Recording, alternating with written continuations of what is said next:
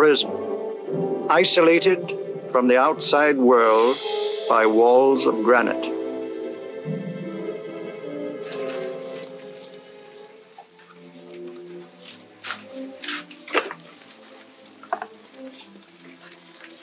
They say you could get out of here by merely telling what you know.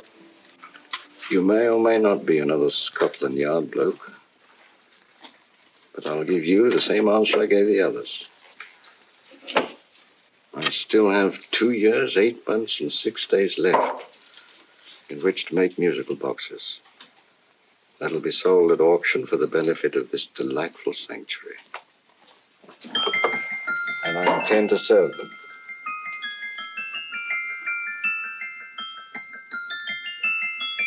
Move along. And now we come to the next object on our list, or I should say objects, because there are 3 of them. Now, ladies and gentlemen, these can be bought together or separately. Now, these beautiful little musical boxes only arrived this morning, and I didn't intend to put them on the auction block until later, but I'm going to sell them now. So, good friends, as our old pal Mark Antony used to say, lend me your ears. And what do you hear? Right. The beautiful tinkle tinkle of a musical box. What a lovely trinket. What a beautiful gift. Created and made by loving hands. A thing of beauty and utility. I was going to start with £5. It's a bargain, £5. Do I see any hands? If there's a connoisseur in the house, will go £3 for it. £2. £1. 10 shillings. Thank you, sir. Ladies and gentlemen, 10 shillings is offered for a musical box you couldn't buy anywhere in London for less than £5. It'd be stealing to let it go for 10 shillings. Like taking milk from a baby. All right, we're selling for 10 shillings. 10 shillings, 10 shillings is offered, 10 shillings is offered, 10 shillings is offered. Will anybody give me £1? Will give me £1? Oh, won't someone give me £1? £1, £1 is offered, £1 is offered, ladies and gentlemen, £1 is offered. It's against you, sir. Will you go to £2? We go to £2, sir. £2. £2 is offered. £2 is offered. Going once, twice, third and the last call. Sold to the gentleman for £2. Sorry, my dear. Now, ladies and gentlemen, comes the opportunity to purchase an exact duplicate of the beautiful little musical box just bought by this gentleman for the ridiculous low price of £2. Now, it's exactly the same. Exactly the same. Made with the same hands. You hear that? Isn't that lovely? That tinkle, tinkle, tinkle, tinkle. Sounds like Bow Bells to me, you know, with little angels pulling on the rope, eh? Who'll give me £2 for it? Who's starting with £2? Will anybody start with £2? Oh, come, ladies and gentlemen. You know, from your enthusiasm, we might all be in Scotland instead of London. Please buy it for me, Daddy. £2, certainly not. We all might be in Scotland. Besides, I don't like his manner. £1, 10 shillings. £1. £1 is asked. £1 is offered. £1 is offered. Going £1. Any advance? Going once, going twice. The third and the last call. Sold to the lady for £1. Smart bidding, my dear. Thank you. We come to the third and last of these beautiful little musical boxes. Exactly the same. Tinkle, tinkle. Isn't that lovely?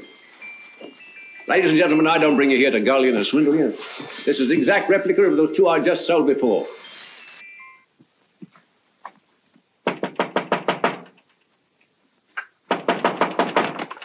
We're closed. But this is extremely important. Come in, sir, come in. I'm sorry to disturb you, but I was unfortunately delayed from arriving in time to bid on certain articles which I was rather anxious to obtain. Oh, perhaps they weren't sold, sir. We are carrying several things over. What might the articles be, sir? 3 identical musical boxes, about so large. Oh, I'm sorry, sir, but they were sold.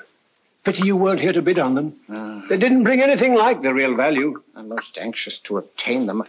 I wonder if your records would show who the purchasers were. Oh, we don't usually give out that information, sir. For certain, shall we say, sentimental reasons, I'm most anxious to get in touch with the purchasers. I'd be willing to pay, shall we say, £5. Well, for certain sentimental reasons, sir, we'd be very happy to oblige. Alfred, today's sales. The 3 musical boxes. Musical boxes, yes. Ah, here we are. The first purchase for £2 from Mr. Julian Emery, 52 Portman Square. Write this address down, Alfred. Yes, sir. Second didn't leave any name. Oh, how unfortunate. I think she's a dealer. You see, they don't like us to know where the things are going. On account of the profits. You say the second purchaser was a woman. Can you give me a description of her? Oh, she was a young woman, fairly tall, slender, had a light complexion and dark hair, and she was wearing A grey suit, don't you remember? That's right. She probably runs a gift shop. She paid £1. You say she comes here fairly frequently? No, I didn't say so. But she does, sir. Like as not, she'll come in on Thursday. We have sales on Mondays and Thursdays. Oh. And the third box? The third, Mr. William Kilgore, 143B Hampton Way. For 10 shillings. Quite a drop from £2. Mr. Kilgore was a Scotchman. Oh. Well, thank you. You've been most helpful. Oh, thank you, sir. And any time you're passing, drop in. We always have lovely things for sale. How kind, sir? Thank you. I'll be back Thursday.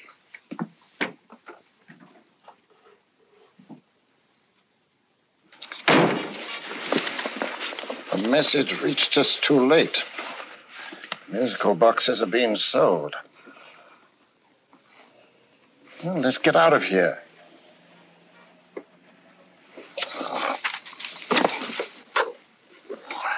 Someday you'll go too far. Reaching for a star, you fool. Yet a fool may touch a star, Colonel Cavanaugh, if he but reach high enough. But not possess it as you would. The musical boxes, they're being sold. What a pity for you, my dear Colonel. Is it my fault that the message reached us only an hour ago? Is it my fault that they were sold? You can't hold me responsible for that. Hope for your sake you're right.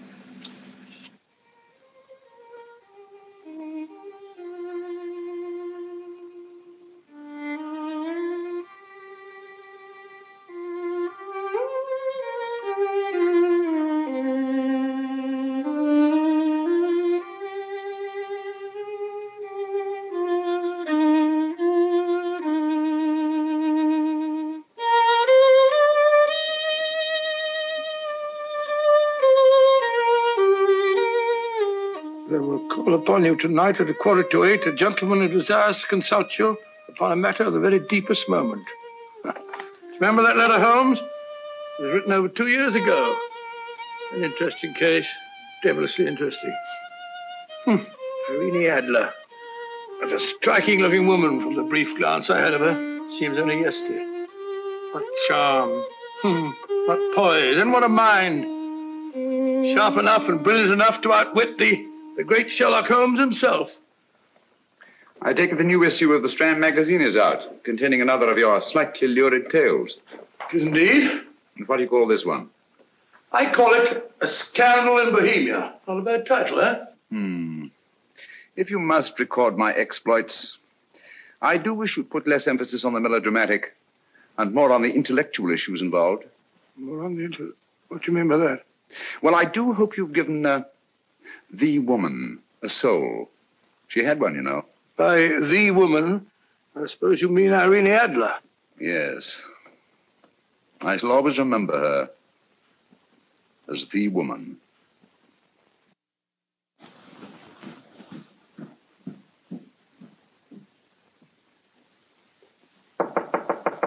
Come in. I think. That's it, old boy. How are you? How are you, old boy? I haven't seen you for years. I want you to meet my old friend Sherlock Holmes. Holmes, this is Stinky. In other words, Julian Emery. How do you do, Mr. Emery? Watson has often spoken of you. Oh, has he?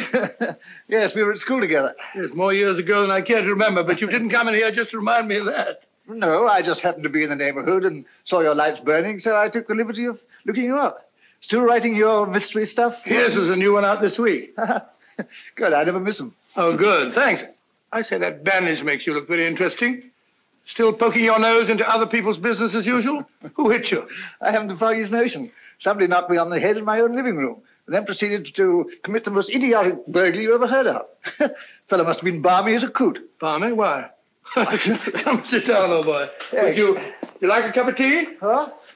Oh, all right. I'll go and tell Mrs. Hudson about it. Yeah. Why do you say the robbery was idiotic, Mr. Emery? Oh, simply from the fact that with about £5,000 worth of musical boxes in my living room, the thief, who I caught in the act, made off with one that isn't even worth £5. I gather you're a collector of musical boxes. Yes, I am indeed. Some of them are very beautiful, but not the one that was stolen. The thief evidently grabbed the first thing that came to his hand when he heard me coming into the room. Still, it's rather odd, isn't it, that having disposed of you, he didn't pick up something more valuable. Mm-hmm. Was there anything unusual about the stolen box? No, nothing at all. No, I picked it up in the south of France, several years ago. You say you have many valuable music boxes, and yet the thief made off with one that isn't worth £5. Sounds like rather an intriguing little problem. Well, I take it that he was just an ordinary petty thief and didn't know the value. That is a possible explanation, and yet I venture to say that the average petty thief has a more extensive knowledge of the value of objets d'art than the average collector. Well, anyway, that's Scotland Yard's theory. They didn't get very excited about it. That's consistent anyway. I wonder if I might see your collection, Mr. Emery. Oh, of course you could, yes. Nothing a collector likes more than showing off his trophies. When would it suit you? No time like the present. Good. My place is just round in Portman Square. Shall we? Yes, right. Hello? Where are you going? Stinky hasn't had his tea yet. Oh, I'm sorry. We're going round to my place, where I'm going to give you something better than tea. Now, this one was made for Louis XV, and is one of the very few still in existence from that period. And a particularly fine specimen at that. Charming, isn't it? Quite. They all sound to me like a lot of mice running about on a tin roof. I'm afraid you have no ear for music, Watson. Give me a good old band playing a rousing march. You have all your silly little tweets.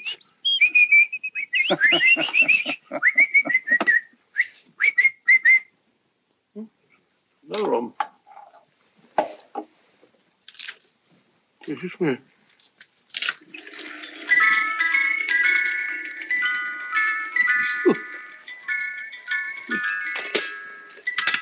Stupid thing.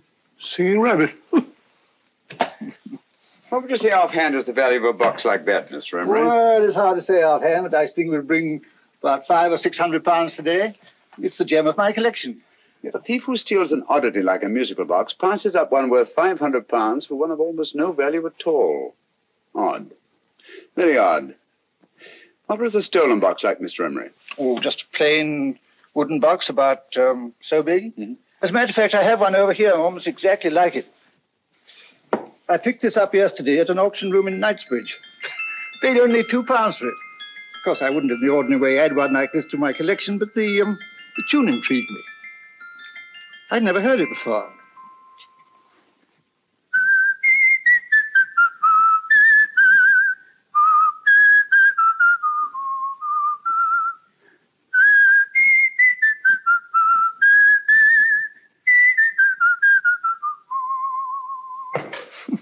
You have a remarkable ear for music, Holmes. Rather an unusual melody. Sit down, Will. Thanks. You say you bought that box at an auction sale yesterday? Yes, the Gaylord auction rooms in Knightsbridge. Mm-hmm. Run by old, what's his name? Crabtree. That's the man. At what time was the robbery committed? Oh, about 3 o'clock this morning. You know, Mr. Emery, that box and the robbery might well be cause and effect, especially since you say that the stolen box outwardly resembles this one a great deal. And Scotland Yard were not particularly interested, eh? Oh, yes, but I wouldn't blame them for that, especially as I told them I was quite unable to describe the thief, except, of course, for the fact that it was definitely a man. All you remember is that you came in here and someone struck you on the head. Yes, and the next thing I knew, my man was trying to revive me. It might be wise for you to put that box away somewhere and lock it up. Oh, I don't think that's necessary. Besides, everything's insured. Well, at least if any further attempts at robbery are made, I'd suggest that you call the police, rather than running into any personal danger. Oh, come, Holmes, aren't you being a bit of an alarmist? Possibly. Well, I must agree with old Stinky. Seems to me you are making rather a mountain out of a molehill. Molehill is the word, old boy, and it's time you were in bed. Thanks so much for letting us see your place. Now, it's been glad meeting you. Holmes, I can't understand why you were so mysterious. Seems to me the petty thief explanation was the only sensible one. Really? Yes, I can't see how you can believe it was anything else. I didn't say I believed it to be anything else. The petty thief theory is the obvious one, I grant you. However, it's often a mistake to accept something as true merely because it's obvious. The truth is only arrived at by the painstaking process of eliminating the untrue. We are not able to do that in this case without further data. Rubbish, you're pulling my leg. You're trying to turn a tuppenny halfpenny robbery into an international plot. No, I'm not. I just hope that your friend Stinky is a little more cautious in the future. Just in case.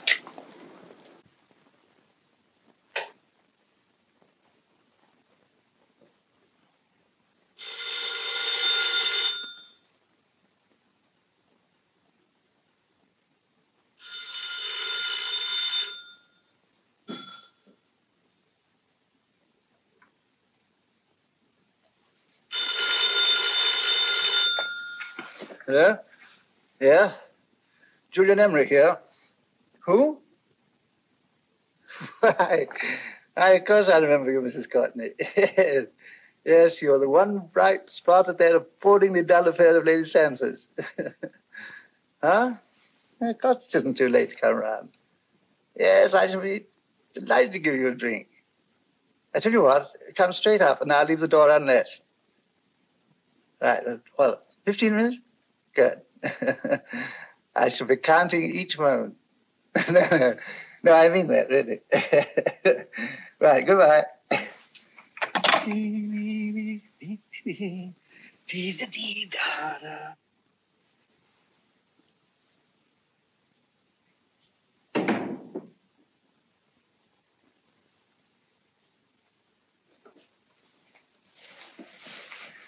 Boo!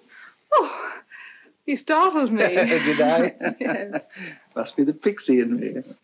I know I shouldn't have called you so late, but I was at a party just around the corner, and I remembered your invitation to see your collection of musical boxes. My dear Mrs. Courtney, pleasure is all the greater for being so unexpected. My friends call me Hilda. Thanks. Mine called me Stinky. Stinky, how quaint. Oh, what a perfectly wonderful collection of musical boxes. You know, when you told me you had a collection, I had no idea it was so attractive. Yes. They appeal to the ear as well as to the eye. Oh, what a plain little one. Why, it looks just like a country cousin amid all this grandeur. No. You mustn't underestimate the country cousin. Only last night a burglar broke in here, and with all these to choose from, went off with one very much like it. Really? Yes, I don't mind the loss of the box so much, but I do resent this crack on the skull. But it makes you look so interesting. Oh, do you think so? Uh-huh. It's funny, that's what old Fatso said. Fatso? I mean, Dr. Watson. He was here this evening with a friend, a Mr. Holmes. He's interested in my collection, too. Sherlock Holmes? Yes. Do you know him? I've heard of him. Yes, he seems to think I'm in some sort of danger. What a haunting tune. It takes me right back to my childhood. Really? Do you know, it's odd that you should be interested in that particular musical box. Odd? Why? Because Mr. Holmes is also interested in it. He may have been more interested in the tune than in the box. My dear, yes, that's right. I remember now. He whistled it note for note, having heard it only once. Really? He must be a remarkable man. Bit of an alarmist, if you ask me. Don't you believe in warnings? Of course not. Who'd want a box like that? I would. You're not serious. Oh, but I am. Well, you put me in a very awkward position. I'm a collector, you know. And the collector buys but never sells. But if the price were high enough... The price has nothing to do with it. It's the principle of the thing. Yes, well, we haven't had our drink. No, thanks. I must be getting along. Must you really? I'm afraid so. You're not walking out on me, are you? My reputation, Stinky. I say, you know, you are an attractive woman. Thanks.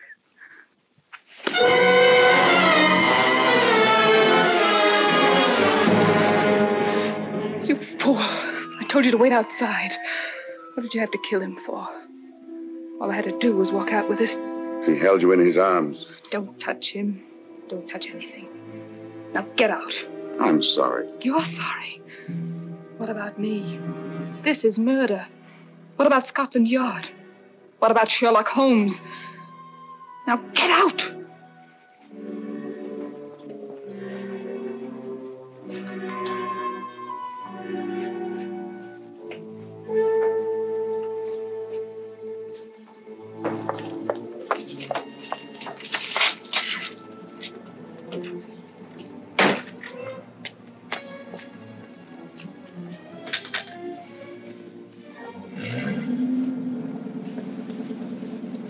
Did you get it? Good. Did you have any trouble with him? Just a matter of murder. Ah, Mr. Holmes. Hopkins. Thanks for coming so promptly. Inspector Lestrade suggested that I call through to you. Mr. Emery was the client of Mr. Holmes, Inspector. Indeed. You didn't mention that when I telephoned you, Mr. Holmes. Well, not exactly a client, Inspector. Sergeant Thompson? He was killed between the hours of 11 and 2 o'clock this morning, Mr. Holmes. Must have been someone he knew, someone of whom he had no suspicion. Poor old Stinky. It's all my fault. I should have prevented this. Well, it's no time to start talking about that now, Doctor. Apparently it's gone. That's the second attempt on the musical box that Emery bought at the auction sale. And this time it was successful. But that box was only worth £2. It was worth a man's life, Watson. I think we'd better pay a visit to Gaylord's auction room and that fellow Crabtree. Inspector, may I suggest that you make a complete search of this flat for a small, plain, musical box about that size? Thank you. Come on, Watson. You say the first box went to Mr. Julian Emery. The second to Mr. Kilgore, 143B Hampton Way. And the third to the unidentified young lady who presumably has a shop and lives near Golders Green. That's right, Mr. Holmes. Isn't it rather strange, Mr. Crabtree, that you should have had 3 identical musical boxes all playing the same tune? Where'd they come from? Dartmoor Prison. Dartmoor? Yeah, we get a regular shipment from there every month. The inmates manufacture them. Well, they make all kinds of things, pipe racks, waste paper baskets, musical boxes. Did you happen to notice if anyone showed any particular interest during the auction in the purchasers of these 3 boxes? Oh, come now, Mr. Crabtree. This is very literally a matter of life and death. Well, since you put it that way, Mr. Holmes, there was a gentleman came in here about an hour after closing time, and he was in an awful state, he was. He gave me £5 to tell him where the boxes had gone to. He said they had a sentimental value for him, sir. Expensive sentiment. Can you describe him? He was tall, distinguished looking, and he had grey hair and a moustache. He was quite a gentleman, sir. What was his reaction when you were unable to supply him with the address of the young lady who owned the shop? I told him the young lady usually come back on Thursday. He said he'd come back on Thursday. Now, that's tomorrow. Thank you, Mr. Crabtree. You've been very helpful. Thank you. Come along, Watson. Where are we going now, Holmes? To the home of Mr. Kilgore, the man who bought the 3rd box.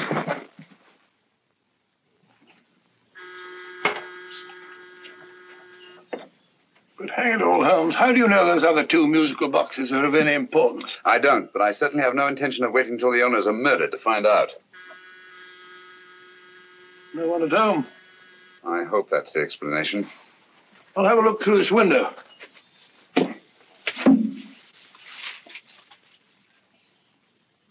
Doesn't seem to be anyone there. The whole place seems deserted as far as I can see. Yes. Mr. and Mrs. Kilgore at home? No. When do you expect them? Oh, in an hour or so. There's no use your hanging about. They don't buy nothing from peddlers. Peddlers? My good woman, this is Mr. Sherlock Holmes.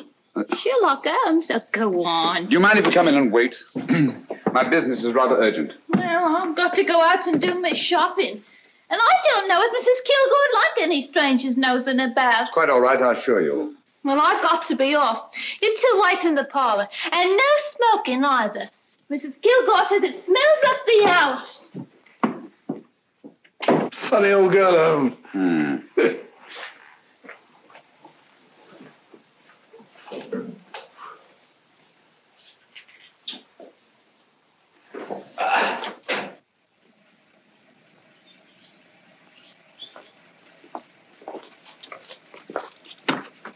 Park Lane. Park Lane? And what would the likes of you be doing in Park Lane? Now, don't worry about the fare, Ducky. If you knows how to get to Park Lane, up it.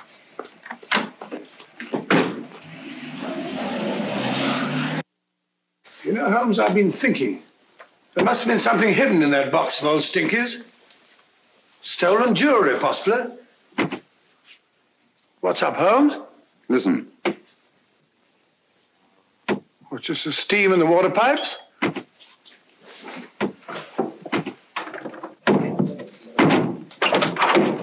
Watson! Great Scott! Come on, Holmes. Get on the chair here. All right, my dear. There. Now, don't worry. It's all over. There you are, dear. Don't cry anymore. She tied me up and shut me in the cupboard. I know. She won't come back. Did you show her your new musical box? Yes, she said she wanted to hear it play, and as soon as I showed it to her, she grabbed hold of it. I know. Now, don't worry. We'll buy you a new musical box. Yes, my dear, the best one in London. Watson. Oh, what a fool I've been. What do you mean, Holmes? She took the musical box out of this house in that market basket, right under our very noses. Why could the Kilgore charwoman want to take the music box? She isn't the Kilgore charwoman. She's a consummate actress. An extremely clever, unscrupulous woman who will stop at nothing. Take care of the child, will you, Wolfella, until our parents get back.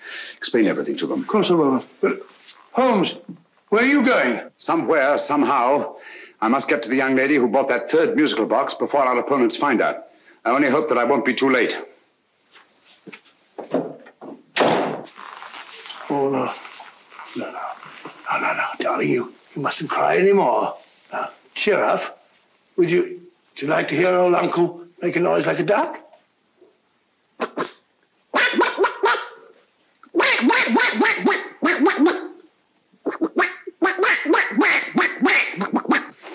Oh, sorry.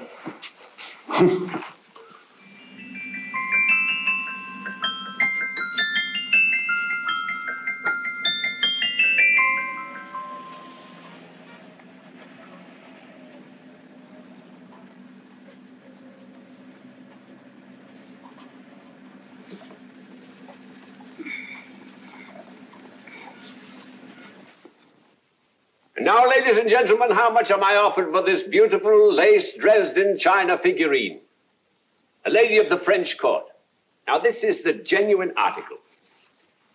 What a beautiful ornament for your mantelpiece. Or you could use it as a centerpiece on the dining room table. Now, will somebody start me for £10? Will somebody start me for £10? £8?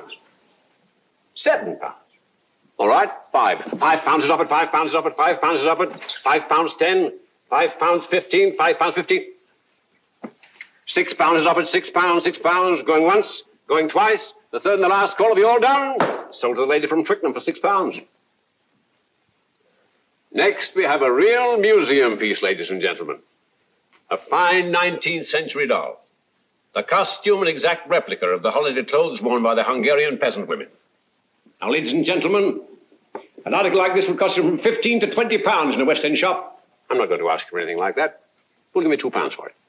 £2. Anybody offer me £2? £2 for the Hungarian? £2?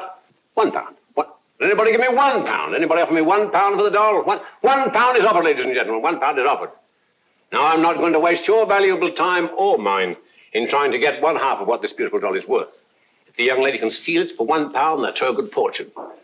So it's going once, it's going twice, the third and last call. Any more? Sold to the young lady for £1. And now, ladies and gentlemen, may I draw your attention to something which may be a great surprise to you, worthy of any collection. The only other one like it is in the British Museum. It's a Ming vase of the 7th dynasty. This vase lay in a large collection somewhere outside Rome for over 2 centuries, I understand. It was discovered there by the noted antiquarian Sir Andrew Coppleston. Now, some of you may remember Sir Andrew Coppleston.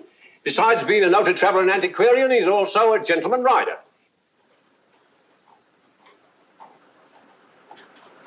The girl with the parcel in her hands, that's her. Are you sure that's the girl? Well, she fits perfectly the auctioneer's description. Follow her, Hamid.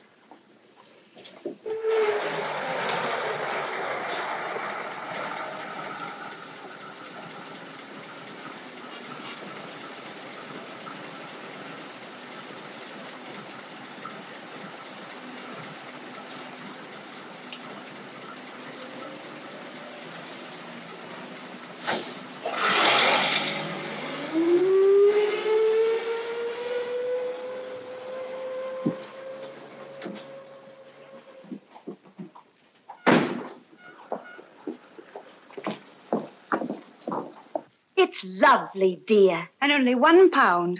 We can get at least 3 for it. Easily. I'll go make some tea. I could do with a cup. Right.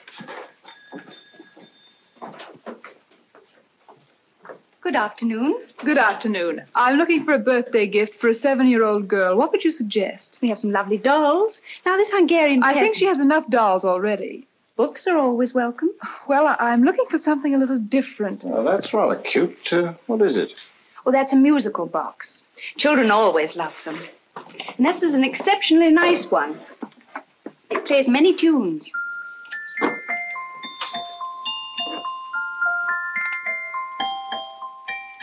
Have you any others? Yes. If you'll just step this way. I have only 2 left.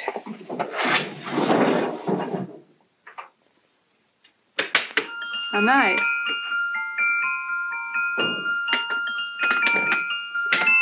Are you sure this is all you have? I'm sorry. They're rather hard to find, you know.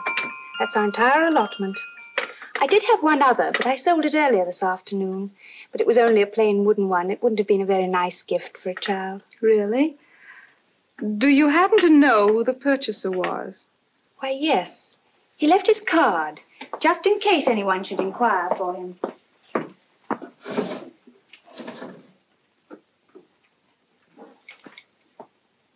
How interesting. I'm sorry, but I'm afraid I'll have to look a bit further. Thank you anyway. Good afternoon. Thank you.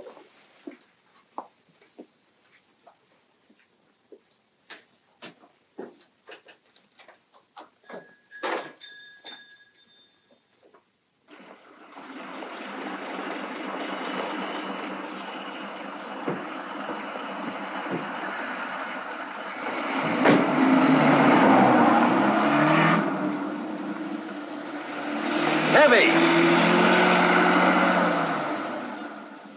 Follow that cab. Here now, what? Scotland Yard. Hop in.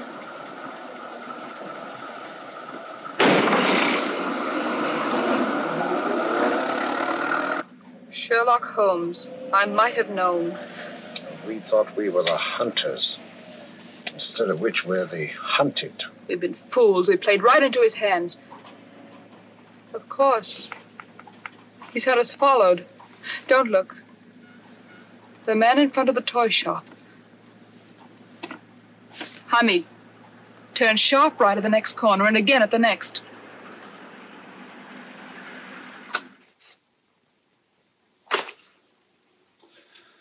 No photograph of her, Commissioner. As I expected. She's not a known criminal. But how do you expect to know if you do find her? After all, she was disguised as a charwoman. Don't worry, old fellow. If I ever see her again, I'll recognize her. Well, it won't be long till we know who they are and from where they operate. Who's covering them? Sergeant Thompson's following them, sir. They won't get away from him. He's a good man.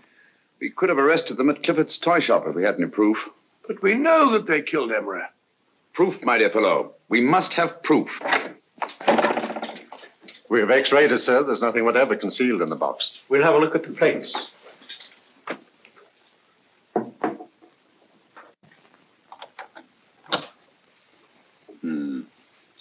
There must be some clue. And it's probably so obvious that we've all overlooked it. Seems to me we're up against a bunch of lunatics. Not lunatics, my dear fellow. Extremely astute, cold-blooded murderers. What can these little musical boxes have in them that's so important? Don't forget, they were made in Dartmoor prison. You can smuggle stuff into prison, but not out. Do you want us to break the box apart, sir, to see if there's anything the x-ray hasn't caught? No, not yet. Do you mind if I take it? Certainly. Thanks.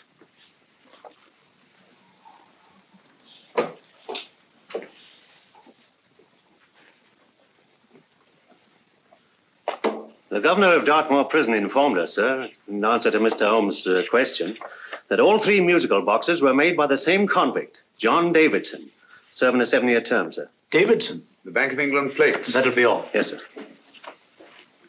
Now we're getting somewhere. Wait a minute. How did you know about the plates, Mr. Holmes? I'm a student of crime, Inspector. I make it my business to know about such things. And when the name of Davidson was mentioned... Well, who is this fellow Davidson? As long as Mr. Holmes seems to know all about it already, I suppose there's no harm in telling you. 2 years ago in London, there occurred a robbery of such tremendous importance, although the stolen articles themselves have no intrinsic value whatsoever, that the Home Secretary was instrumental in seeing that not a word of it appeared in any newspaper. But you never told me anything about this, Holmes. You were away at the time. Articles of no intrinsic value and yet of such importance? I don't understand. Davidson was apprehended within 15 minutes of committing the theft. But by that time, he'd hidden the articles in question, and they've yet to be found. Before going further, Dr. Watson, I must inform you that this matter's not to be mentioned outside of this room. Of course not. Do I look like a man who'd gossip? Let's not go into that now, old fellow, shall we? Davidson had been employed for years in a position of extreme trust by the engravings department of the Bank of England. The articles he stole were nothing less than a complete duplicate set of plates for printing £5 notes. What? The Bank of England's own plates? Precisely. And with those plates, a gang of crooks could flood England with £5 notes, not forged in the usual sense of the word, but notes undetectable from genuine Bank of England notes in any way whatsoever. Good heavens. Any whisper at all might have resulted in enormous damage in shaking public confidence in the Treasury. We tried everything after we arrested Davidson. Offered him a shorter sentence if he'd tell us where he'd hidden the plates. Why, we even put in Scotland Yard men with him as cellmates, but no results. Obviously, Davidson is a man of strong character and infinite patience. Yet suddenly he feels impelled to smuggle out the secret of the hiding place of the plates to his confederates. Why? I don't understand, Mr. Holmes. Well, for example, has the Bank of England made any plans to radically change the design of the £5 note so that in, say, 7 years from now, notes made from the stolen plates would be worthless? Confidentially, Mr. Holmes, such a move was discussed. But replacing all the £5 notes in circulation would be such a Herculean task that nothing's been done about it as yet. I see. Of course, there is another possible explanation. Davidson didn't have much time to find a hiding place before he was captured. He may be afraid that the plates will be accidentally discovered before he's released. Hence his anxiety to communicate their whereabouts to his confederates as soon as possible. I believe you've hit it, Mr. Holmes. I'm sure that the message is contained in this musical box. Or rather, in all 3 musical boxes, since possession of all 3 seems to be essential. Our opponents have 2/3 of the puzzle, we have 1/3. Well, what are you going to do, Holmes? Try to deduce the message from the 1/3 that we have.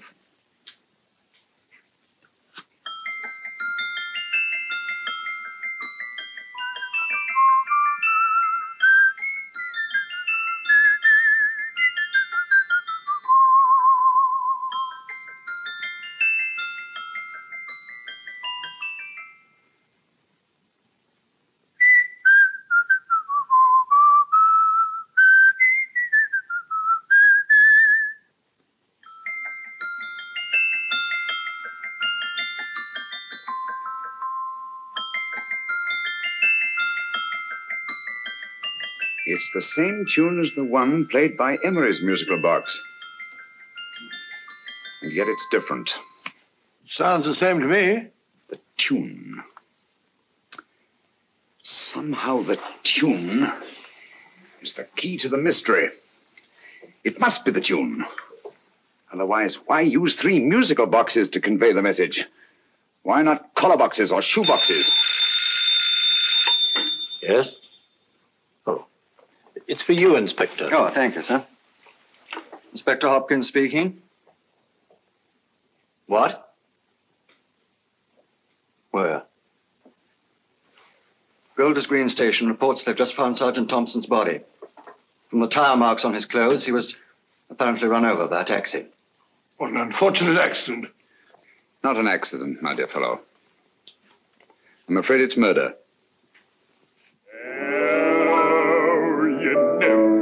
Just who you're going to meet when you're walking down a busy London street. Mrs. Hawkins, Mrs. Brown, any subject of the crowd. Oh, you never know just who you're going to meet. So you better hold your topper in your hand, just in case you meet a lady on the Strand.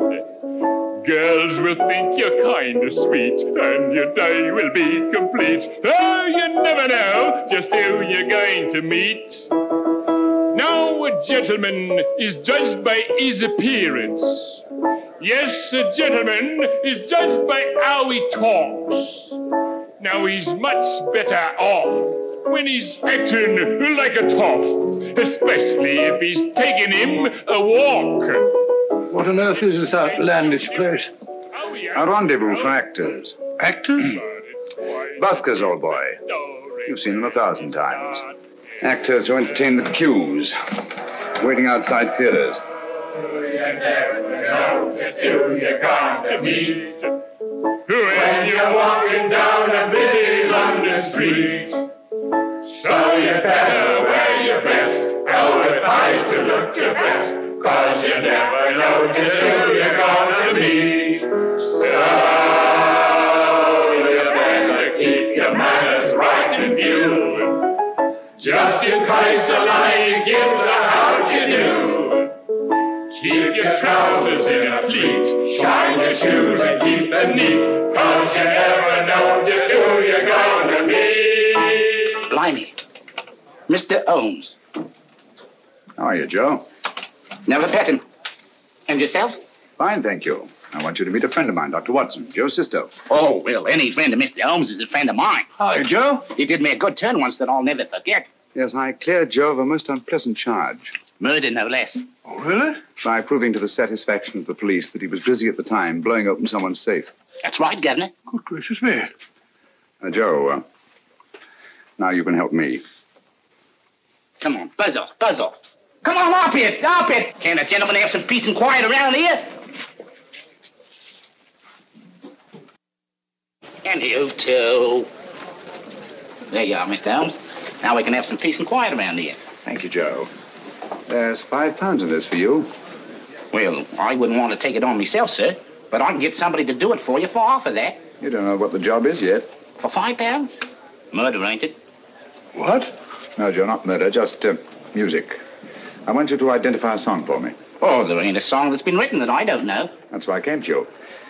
Of course, the violin is more my instrument, but, oh, well, here we go. Now listen to this, Joe.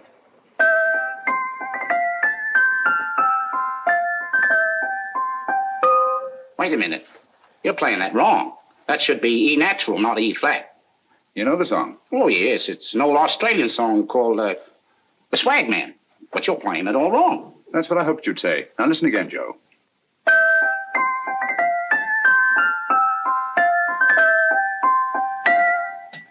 That's the same tune, all right. But you're making different mistakes than you did the first time. No, not mistakes, Joe. Call them variations. Here, play the song for me, will you, the way it's written.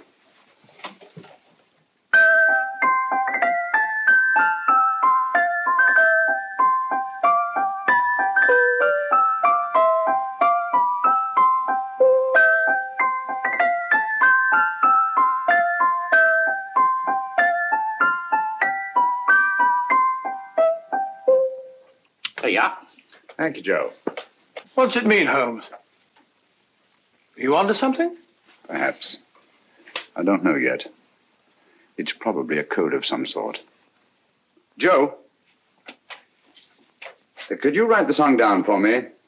The way it was originally written? Oh, sure, Mr. Holmes. But it'll take a few minutes. Mm-hmm. Here, Mabel. Pale ale. Come on, up to it. Along with it.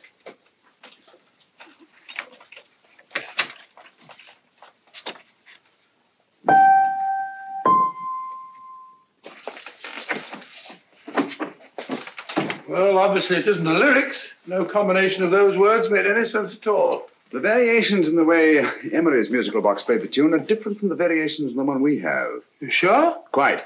You see, I took the trouble to memorize the tune as played by Emery's box that night we were with him in his flat. Holmes, you amaze me. Elementary, my dear fellow. One of the first principles in solving crime is never to disregard anything, no matter how trivial. But why are 3 boxes? Why not 1?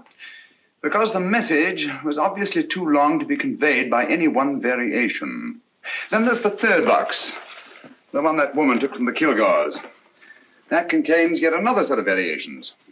Yes, well, it's all beyond me. Well, all we have to do now is to find the secret of the variations. Not a very easy problem to solve, my dear fellow.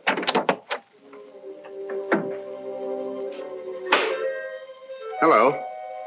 What's up? We've had company.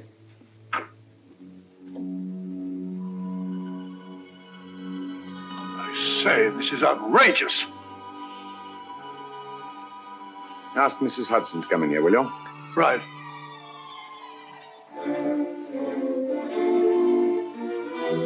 Mrs. Hudson? Yes? Oh, there you are. Will you come up here at once, please? Oh, coming, sir.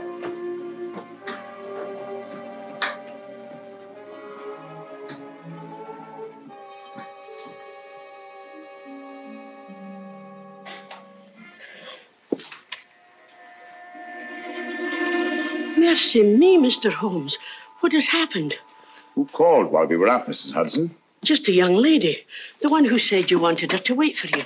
And a nice-looking old gentleman with Our her. friends again, Watson. Friends? What did the young lady look like? Oh, I couldn't see her face. She had a heavy black veil on. But she had such a nice way with her. Oh, I'm sorry, Mr. Holmes, if I've done anything wrong. But you did say I should always let clients come in and wait for you. Don't worry, Mrs. Hudson, don't worry. You had no way of knowing. It's quite all right, quite all right. Now, don't worry, Mrs. Hudson. Don't worry. Where on earth's the musical box? They didn't get it. Didn't get it? Where is it? It's in your hand. Huh? In that biscuit jar. Take the biscuits off the top. Now put your hand inside, and you'll find the music box. Well done, Holmes. Well done. Amazing.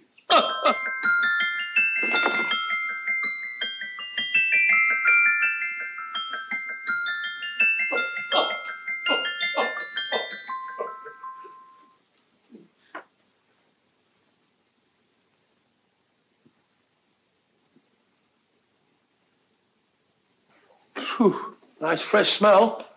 Like a pub after closing time.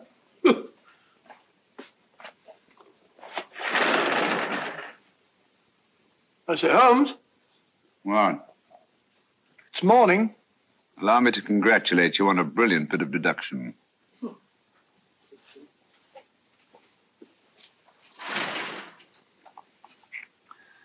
It's not a transposition, not a polygraph transposition, not a trigraph, nor any known form of decoding. How about the Morse code? Have you tried that? Yes, at about 3 o'clock this morning. I'm sorry, old man. I was only trying to help.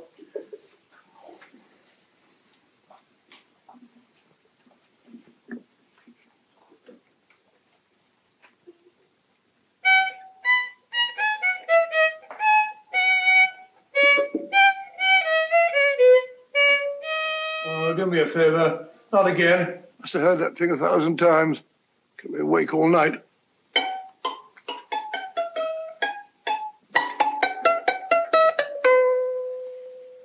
Not a very distinguished composition, I grant you.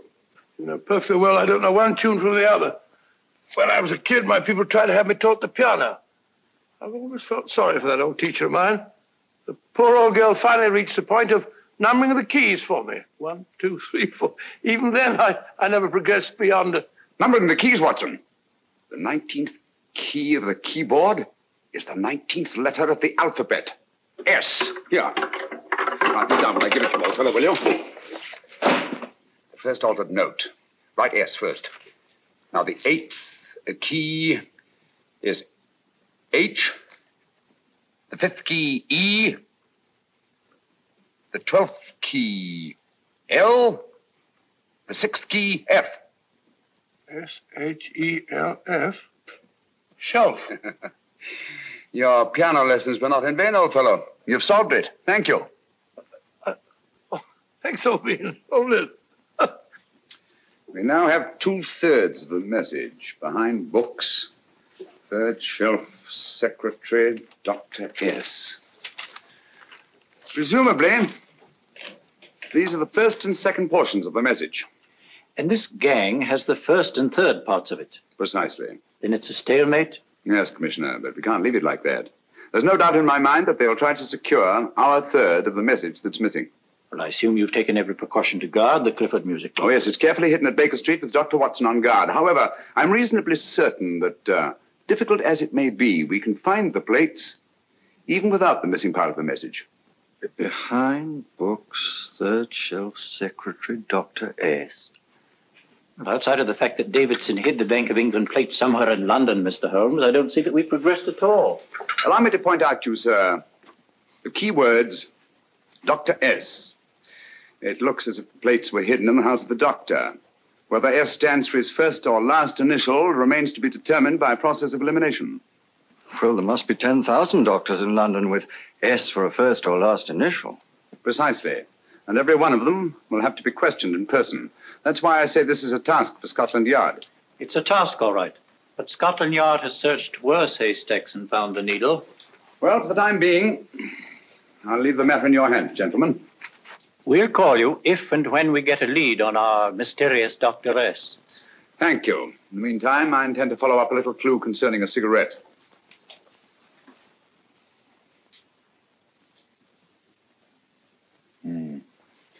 You're certain of the identification of the tobacco? Absolutely. I have made up this special blend for only 3 customers. It is almost pure Egyptian, with admixture of latakia for added body, and a pinch of perique. Merely a whisper, as one might say, for elusive fragrance. Yes. And the 3 customers? Major Wilson in Bombay, India. Mrs. Catherine Leamington Smith in Ireland. Yes, and the 3rd? Mrs. Hilda Courtney of Park Mansions, Bryanston Square. Thank you. Thank you very much. You've been most helpful. It is a pleasure to have been of service, Mr. Holmes.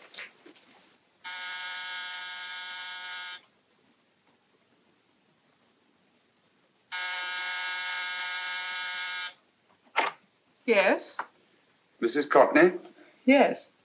My name is Sherlock Holmes. Oh, do come in. Thank you. I've heard of you, of course, Mr. Holmes. I believe we have a mutual friend in Sir Edward Brookdale.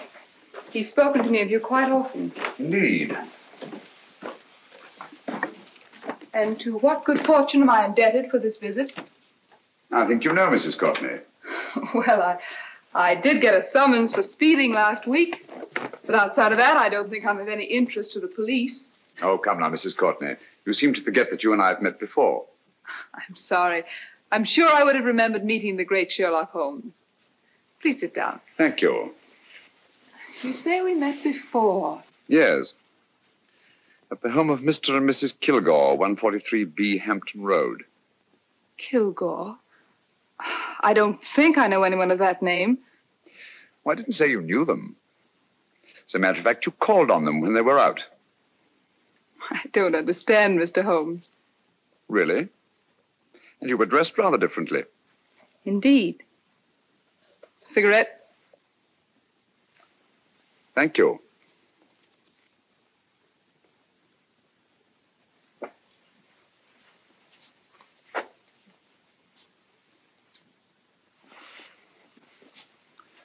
Thank you. You know, Mrs. Courtney, people generally forget, in assuming a disguise, that the shape of the ear is an almost infallible means of recognition and identification to the trained eye. Evidently, you've mistaken me for someone else. Oh, no, not at all. Though naturally, I expected your denial. But when you paid your visit to my rooms at Baker Street, you carelessly left behind another identification. They're identical, aren't they? Yes, I must admit they are. You see, Mr. Holmes, to catch one as clever as you, I had to use a very special lure. I knew you'd be unable to resist the bait of my cigarette, having read with great interest your monograph on the ashes of 140 different varieties of tobacco. I should advise you not to move, Mr. Holmes. I must congratulate you on your ingenuity, Mrs. Courtney. It was indeed a brilliantly designed trap. Thank you, Mr. Holmes. Praise from a master is indeed gratifying. I shall always cherish the memory of your flattering words. Memory? Precisely. I'm afraid these gentlemen have a most regrettable task to perform. Unless, of course, you care to turn over the missing musical box with your pledge to take no action against us in the future. I'm afraid that will be impossible. I thought that would be your answer. Hamid! Careful! Careful. There's no need to be unnecessarily rough with our distinguished guests. You realize, Mr. Holmes, that your demise will not take place here. The corpus delicti, you know. Well, naturally. Shall we go? It's so fearfully awkward having a dead body lying about. Don't you agree, Mr. Holmes? Another dead body shouldn't weigh too heavily on your conscience, Mrs. Courtney.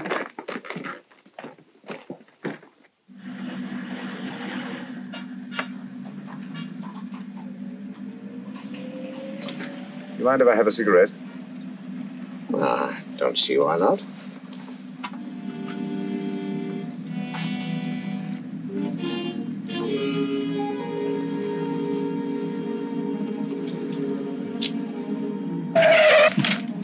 Be careful, Hamid. It's the brakes, they bind.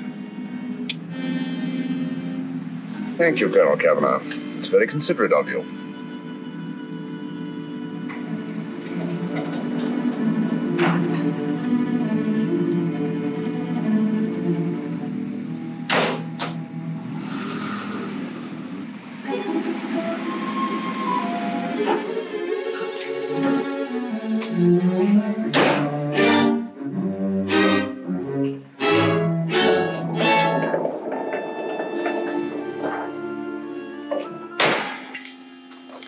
You'll be happy to know, Mr. Holmes, that your death will be a painless one. Hamid, attach this to the motor of the taxi. That little attachment, my dear Mr. Holmes, contains the deadly fluid known as monosulfide. The Germans use it with gratifying results in removing their undesirables.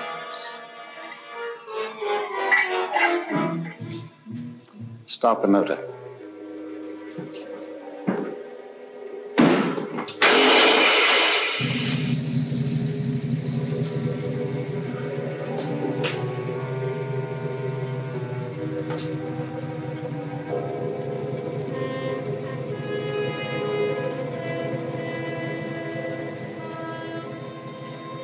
Tape his mouth.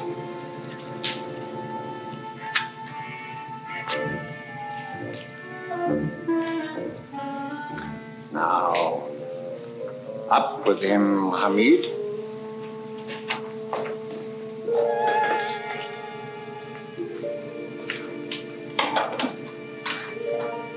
You find yourself like Muhammad's coffin, Mr. Holmes, suspended between heaven and earth.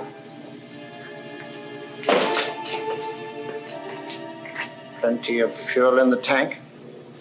Good. It would be too bad to have anything go wrong through so simple an oversight.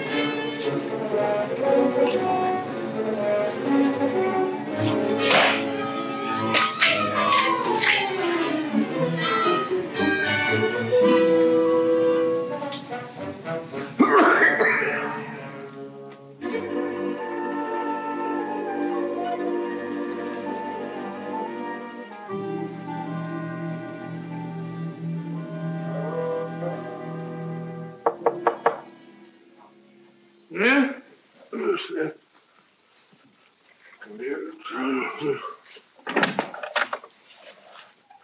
Good afternoon. Mr. Sherlock Holmes? No, I'm Dr. Watson. Oh, of course, Dr. Watson. How stupid of me. Oh, so stupid of me. Won't you come in? Well, I really came to see Mr. Holmes. Oh, I'm afraid he's out. I don't know when he'll be back. Perhaps there's something I can do. Won't you sit down? Thank you. You know, Sherlock Holmes and I have been engaged on a great many cases. Oh, really? Yes, indeed. As a matter of fact, this very moment, we're involved in one of the most baffling... won't you tell me your trouble? I may be able to help you. That's very kind of you, Dr. Watson. Perhaps if I wouldn't be imposing too much. Imposing? Oh, there's no imposition. No imposition at all. A pleasure, I assure you. Now, tell me all about it, Miss Williams. Mrs. Williams. I live in Surrey, Dr. Watson, and I've come up to London in sheer desperation. My only sister has disappeared, and the local police seem utterly unable to find her. Well, Holmes and I solved a case exactly like that once. Very interesting, as far as I remember. I call it the adventure of the solitary cyclist. Oh, sorry. Now I come to think of it, it wasn't so very similar. Entirely different. I don't think what I was saying. Where were we? She's only 17, Dr. Watson, and until she disappeared last Thursday, she seemed to be in the best of spirits. Possibly a romantic entanglement? Oh, no, nothing of the sort. She left no note, didn't even pack a bag, no explanation. She just started to walk to the village from our house in broad daylight and simply vanished from the face of the earth. Oh, there. Might I have a glass of water? Glass of water. Have one minute.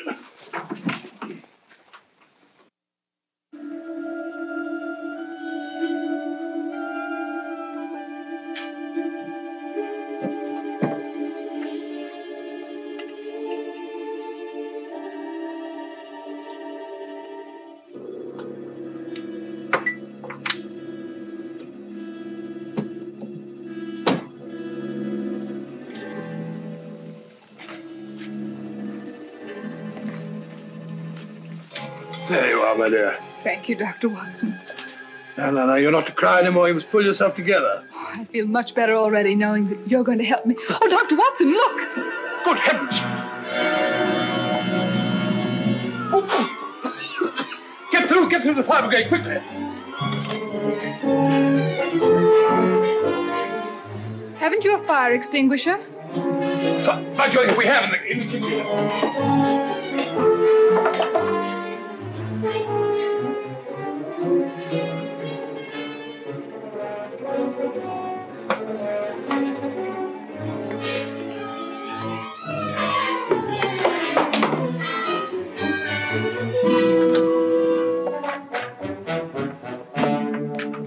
Don't you worry, Miss Williams. We'll have this thing out in no time.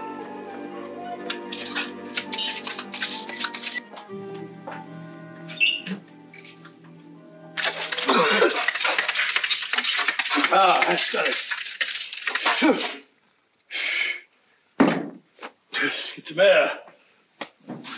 Well, you see, there was no need for the fire brigade after all. I hope you weren't too frightened, Miss Williams. Gone. That's the trouble with women. They always lose their heads in an emergency. Well,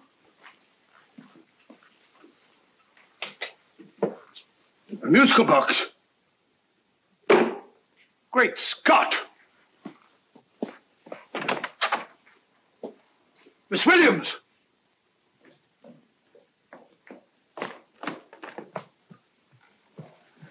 Well, good. And Holmes? By now, Mr. Holmes has no doubt exchanged his violin for a harp. Always assuming that heaven is his destination. Yeah. And now that we have the missing musical box.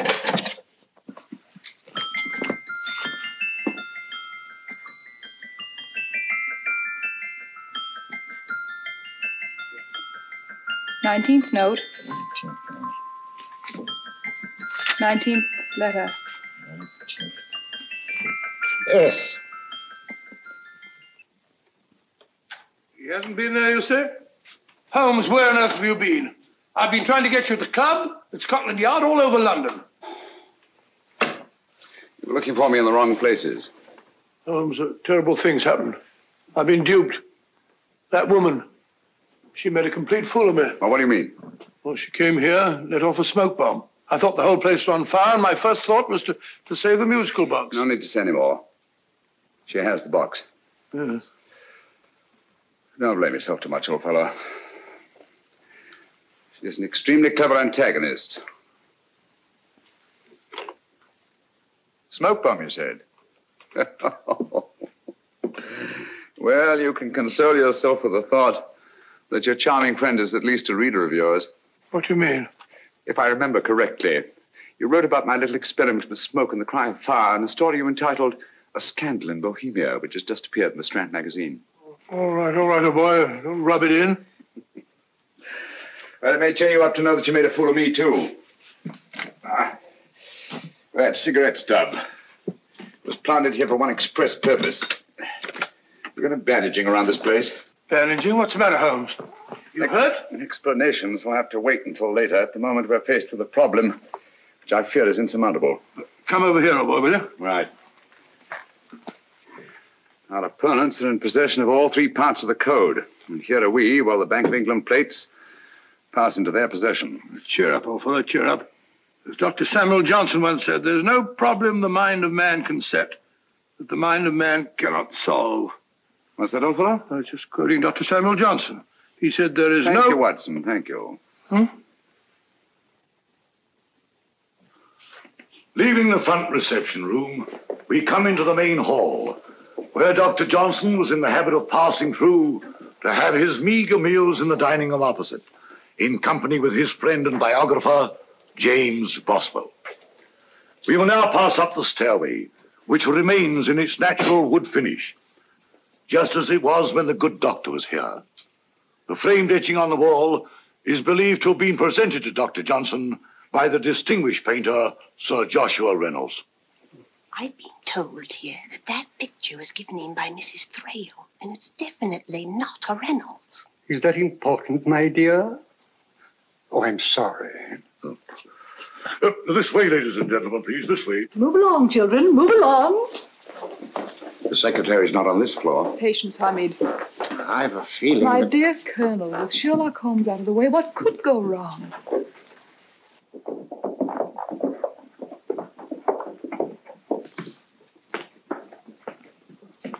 And here we have the Garrett Library, in which Dr. Johnson wrote his famous dictionary, and in which you will see also many of the great man's books and other items of interest. Step forward, ladies and gentlemen, please, step forward. Standing in the corner is the secretary, which contains many of the original works by the literary genius. On this table, Dr. Johnson's cat, Hodge, used to sleep while his master worked. A strange thing about this cat, ladies and gentlemen, was its love of oysters. They do say that the dear doctor often went hungry to find the cat that delicacy. What a pity. Now we will visit the grey room, which is immediately below us, in which you will see the very bed in which Dr. Johnson died. What did he die of? Gout. Just gout. This way, ladies and gentlemen. Mind the steps, please.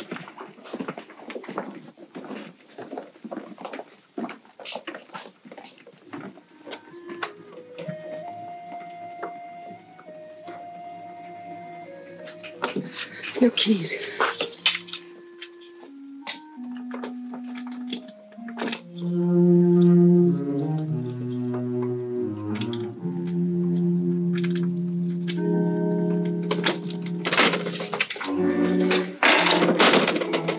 Third shelf up.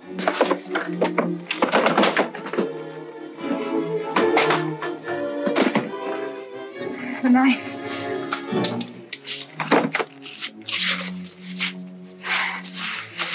Gentlemen, the Bank of England plates. Well, Mrs. Courtney, so we meet again. No, I shouldn't do that if I were you, Colonel Cavanaugh. I must congratulate you, Mr. Holmes. You're far more clever than I thought.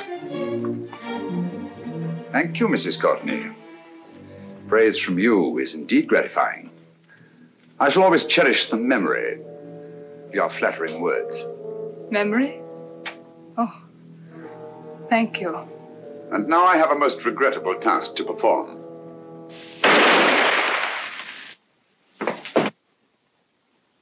Holmes!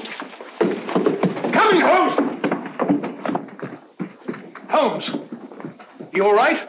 Perfectly, thank you, old fellow, but I think this gentleman on the floor requires some medical attention. We must see that he looks his best, you know, when he's hanged. Take them in charge.